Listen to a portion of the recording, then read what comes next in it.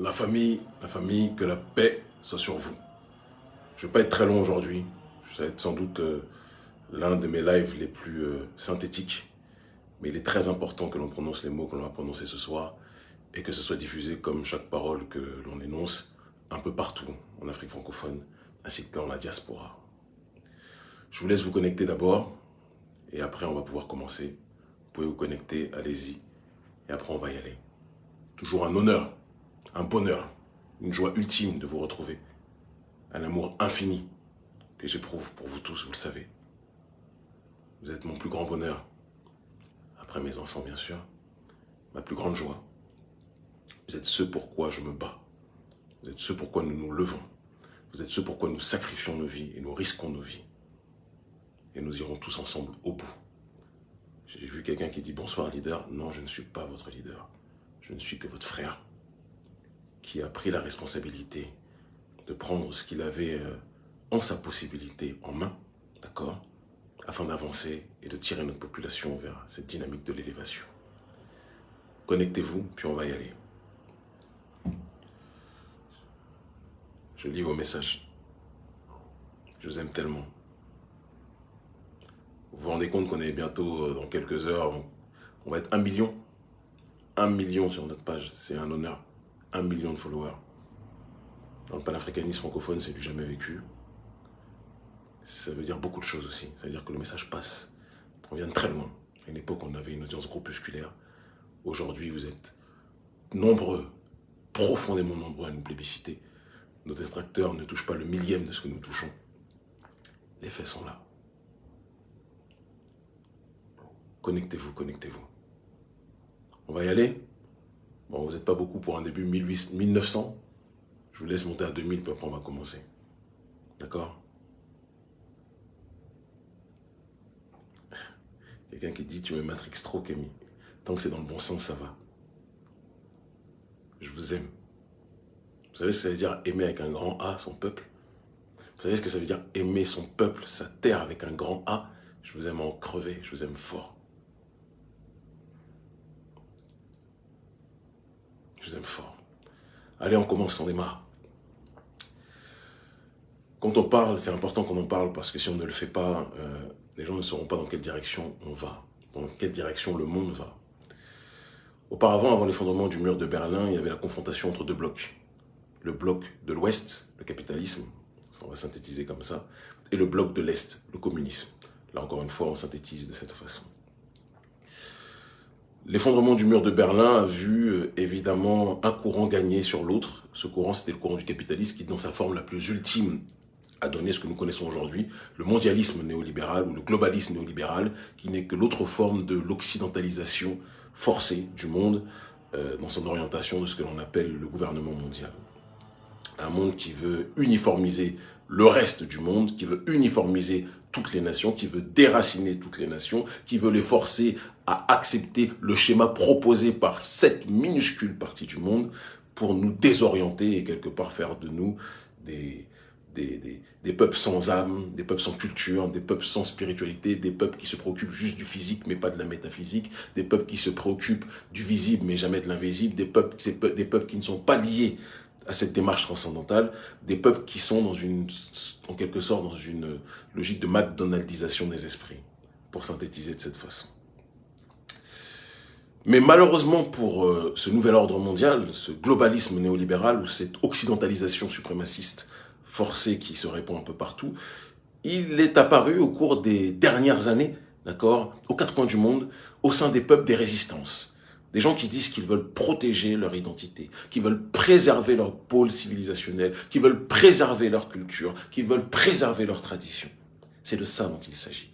Et pour aller plus loin, qui veulent préserver la tradition, avec un grand T. Et je vous renvoie sur ce terrain à la réflexion d'un métaphysicien dont on ne parle pas assez, en l'occurrence René Guénon. Quand il parle de la tradition primordiale, il explique que ce que l'on nous présente comme le monde moderne, le monde du progrès, n'est en réalité rien d'autre qu'un monde de l'abrutissement de l'âme, de l'abêtissement de l'âme, d'accord, et de la désorientation de l'âme, que plus on s'éloigne du message primordial, du divin, de la force transcendantale vis-à-vis des peuples de l'humanité. Et plus on va vers un futur qui en réalité s'éloigne donc de ce message primordial, plus on va vers une dégénérescence à pas forcer. Cela ne signifie pas que tout ce qui est du domaine du présent ou du futur n'est que bêtise, n'est qu'éloignement, etc. Mais quand vous êtes dans une dynamique métaphysique et que vous finissez par vous couper, par oblitérer votre réflexion vis-à-vis de tout ce qui est du domaine transcendantal pour ne vous préoccuper que du matérialisme, la réflexion en tirée, c'est que vous êtes déconnecté du réel. Parce que nous sommes les peuples traditionnels des quatre coins du monde, que ce soit les peuples africains, que ce soit les peuples amérindiens, que ce soit les peuples asiatiques, que ce soit les peuples arabes en tant que tels ou autres, les vrais savent. Des peuples enracinés savent que le visible décide de l'invisible, ou du moins, excusez-moi, que l'invisible découle ou décide du visible, et pas le contraire. L'invisible décide du visible. Et certains veulent nous oblitérer dans leur monde uniquement matérialiste, d'accord ? Veulent nous couper de cette réalité-là, de cette racine vis-à-vis du transcendantal, et nous forcer à ne nous préoccuper que, justement, du monde matériel dont ils ont le contrôle, le fer, le métal, la matière de manière générale. Là, je prends des métaux, mais ça peut être n'importe quoi, d'accord ? Tant que c'est palpable, c'est ce qui les intéresse, et ils veulent nous réduire à cela. Face à l'arrogance, justement, du monde moderne, symbolisée par l'oligarchie occidentale et l'oligarchie américaine, on a vu donc des pôles de résistance en Amérique du Sud, Hugo Chavez, en Iran à l'époque avec mon grand frère que j'aime profondément, Mahmoud Ahmadinejad, même si ça ne veut pas dire que je suis d'accord sur tout avec ce qu'il dit, mais que j'aime énormément, ou de l'autre côté avec Vladimir Poutine aujourd'hui, ou à d'autres endroits, des gens se sont levés et ont dit: nous voulons préserver notre identité et nous ne voulons pas accepter votre globalisme néolibéral. Un néolibéralisme à la fois économique, que nous connaissons, mais un néolibéralisme dont on ne parle pas assez, qui est un néolibéralisme sociétal, qui est la définition, l'axe de réflexion du progressisme dont nous parlons.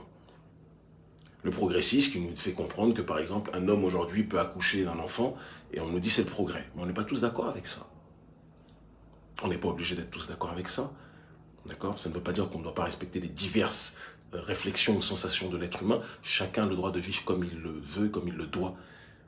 Et se doit d'avoir son rapport avec le transcendantal. Chacun fait ce qu'il a à faire. Personne n'a à juger. Mais il y a des nations qui ont le droit, des peuples qui ont le droit de vouloir préserver leur identité. Et donc la confrontation des mondes qu'il y a aujourd'hui, c'est le monde moderne contre le monde de la tradition. Le monde de ceux qui veulent l'enracinement dans la dynamique métaphysique contre ceux qui veulent quelque part le déracinement vis-à-vis de cet aspect métaphysique et le seul contrôle dans une dynamique physique qui est leur monde à eux. C'est de ça dont il s'agit. Excusez-moi, hein, c'est un message aujourd'hui que je veux volontairement profond. C'est très important. Parce que si vous pensez que la guerre que nous voyons aujourd'hui entre l'OTAN et la Russie, ou la guerre que nous voyons aujourd'hui entre l'OTAN et des nations comme donc la Russie, la Syrie, le Venezuela, quand ils ont essayé de faire le coup d'État à Maduro, quand ils ont détruit Kadhafi, etc., etc., si vous ne comprenez pas ce qui se passe, si vous voyez simplement une spoliation des matières premières, qui est une réalité, c'est une évidence. Évidemment, il y a les matières premières en priorité, puisqu'ils sont dans leur dynamique matérielle. Mais en dehors de ça, il y a cet aspect dont on doit parler. Samuel Huntington parlait du choc des civilisations, un auteur que j'aime pas beaucoup d'ailleurs. Il disait que ça allait être l'Occident contre l'Orient. Oui, dans une dynamique métaphysique, l'Occident le cachait, et excusez-moi, l'Occident en tout cas, là où le soleil se couche, et l'Orient là où le soleil se lève. Mais dans la dynamique métaphysique, c'est le savoir d'un côté et l'obscurité de l'autre. Vous comprenez? Et ce n'est pas dans une dimension géographique. Parce que quand on parle de là où le soleil se lève, on parle en réalité du monde de la tradition. Et là où le soleil se couche, on parle du monde qui a tourné le dos à la tradition et qui s'est tourné vers le matérialisme, qui est le cancer de l'humanité. C'est de ça dont il s'agit, au-delà de ce que vous pouvez penser.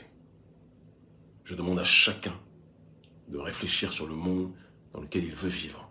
Nous voulons vivre dans le monde de la tradition, de la défense de l'identité, de la défense de nos cultures, de la défense de nos valeurs africaines. Et dans ce cadre-là, on n'a pas beaucoup hésité. Je le dis et je le répète, Poutine ne sera jamais mon messie. Jamais. Mais dans une nécessaire multipolarité et une nécessaire résistance multiple vis-à-vis du monde unipolaire qui nous est proposé par l'oligarchie d'Occident, il est important qu'on ait un équilibre des forces. la Chine d'un côté, la Russie de l'autre, et l'Afrique que nous représentons, qui devra prendre ses responsabilités.